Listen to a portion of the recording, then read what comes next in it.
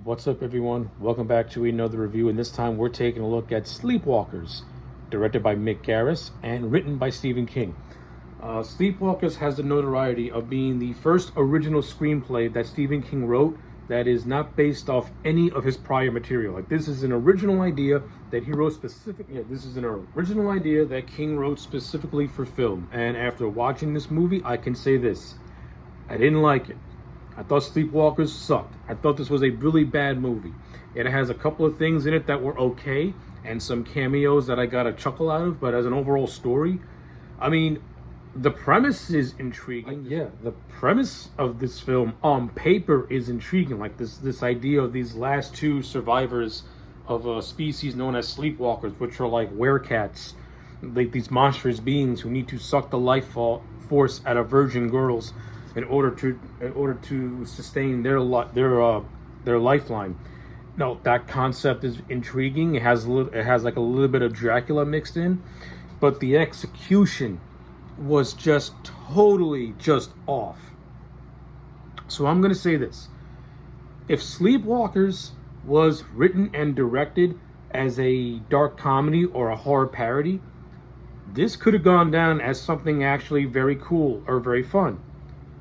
The fact this movie was played straight, and the fact that the first half takes itself seriously, and then the second half goes into just bonkers, just Looney Tunes territory, it creates this uneven movie of not knowing what it wants to be. And I seriously think Stephen King had a relapse of his drug addiction.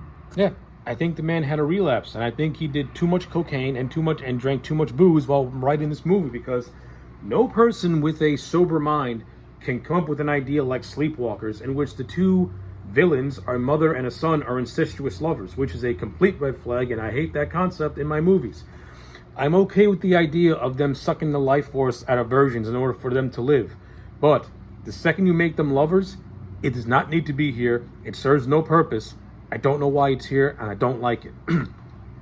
You already got the girl of Tamra, who is the love interest for Charles, somebody who he wants to kill so that way he can live.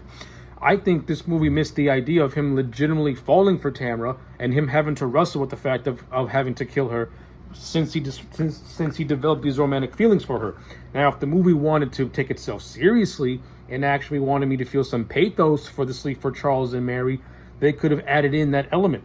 But that element is nowhere to be found. Instead, he just feigns interest in her just so that way he can kill her. Thus giving Charles absolutely zero depth as a character. He just comes across as a typical monster who wants to kill for his own needs, and that's basically it. There's no pathos at all. Mary just acts like the ultimate baddie in this movie. That's all she is. She's the lead villain who controls her son, and that's about it. She's very forgettable as a villain, and that's it. Tamara is the final girl. She has no personality to speak of. She's just a curious virgin who falls for Charles, and that's basically it. There's nothing going for her either. Aside from maybe a handful of things, this movie does not have characters who I care for. There's one character in this whole movie that I got a kick out of, and that's this sheriff's deputy by the name of Alan, who who is played by Dan Martin. In the few scenes that he's in, I think he's funny. I think he's charismatic. And to tell you the truth, I think he should have been written as the primary character that we follow throughout the course of the movie, because he has a couple of entertaining scenes. Like, I actually do like the chase scene between him and Grady. It's actually pretty well done, and I like I like Dan Martin's dialogue in that movie. He just gives me a lot of laughs. And I also like just the bits of him hanging out with his cat Clovis, and him just acting like this goofy guy. You know, he's entertaining. And he also has another pseudo hero scene where he tries to save Tamra after she's almost assaulted by Charles in a cemetery. He gets a pencil in the ear, and then he does get one shot on Grady, and then Grady kills him. You killed the best character. To me, you killed the best character in this whole movie at the midway point, and I would have had him survive, because all the other characters in this movie, they all just go by the wayside. They're not that interesting at all. And speaking of the cemetery scene, you do have this fun moment where Stephen King cameos as a caretaker, and then he interacts with Toby Hooper and Clive Barker. That got a kick out of me. That got a chuckle out of me. I got a kick out of that, and I also got a kick out of the cameos of Joe Dante and John Landis. It was fun to see them, and the opening prologue has a Mark Hamill cameo as the sheriff of Bodega Bay. So if you know your horror history, Bodega Bay, California actually has a lot of historical significance, as Alfred Hitchcock filmed The Birds in that location, and John Carpenter actually used Montego Bay as the fictitious Antonio Bay in his film The Fog. So a little bit of movie trivia for you for Bodega Bay. It's got a lot of historical significance for film buffs. So that was slightly fun. In terms of Mick Garris's direction, hey, look, I like Mick Garris as a director, even though his TV remake of The Shining is less to be desired. It's at least well made, and I actually am a fan of Psycho 4, which is a sequel that he directed. So I think Mick Garris is one of the more underrated horror directors, and at least you can see this movie's got some talent in terms of who's behind the directing chair. At least Mick Garris was able to take the material that he was given and tried to do something out of it.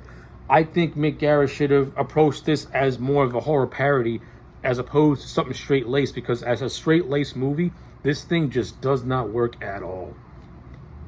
Maybe as a parody, it would have been better off for it.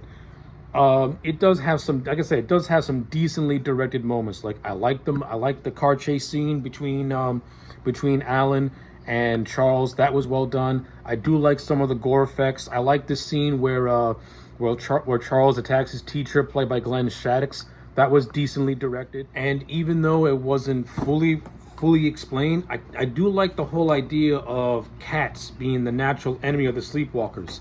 I think this movie should have explained that a little bit better, but it does harken back to Gothic literature and cats and the whole thing of cats being like guardians of the underworld and stuff like that.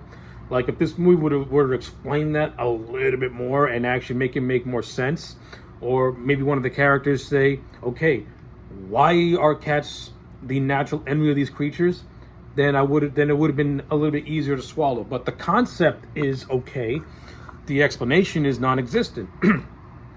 And that's a lot of this movie's problems, that it presents some decent ideas but doesn't do much to explain those decent ideas.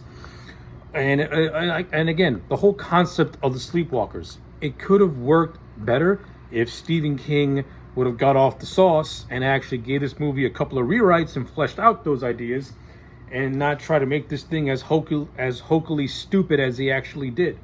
I love Stephen King, big fan of his work, but this is one of those cases where he just writes stuff that just does not work as anything, and this movie just does not work. Its story doesn't work. The acting is just off, with the exception of maybe a handful of people. The concept is neat, but the expansion of that concept sucks. And that's just what this movie is. This movie is it's the tale of two cities.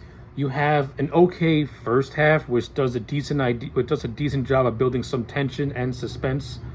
And then once it gets to that second half, it goes into full-blown just goofy territory with cringy one-liners that feel out of place, and a final 15 minutes that looks like a possessed Looney Tunes cartoon. And it just doesn't work for me, brother. It does not work for me at all.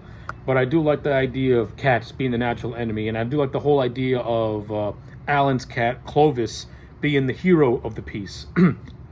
Again, if this movie did a better job at explaining that, or maybe just turned itself into a parody, it could have been at least fun. Instead, it's just whatever.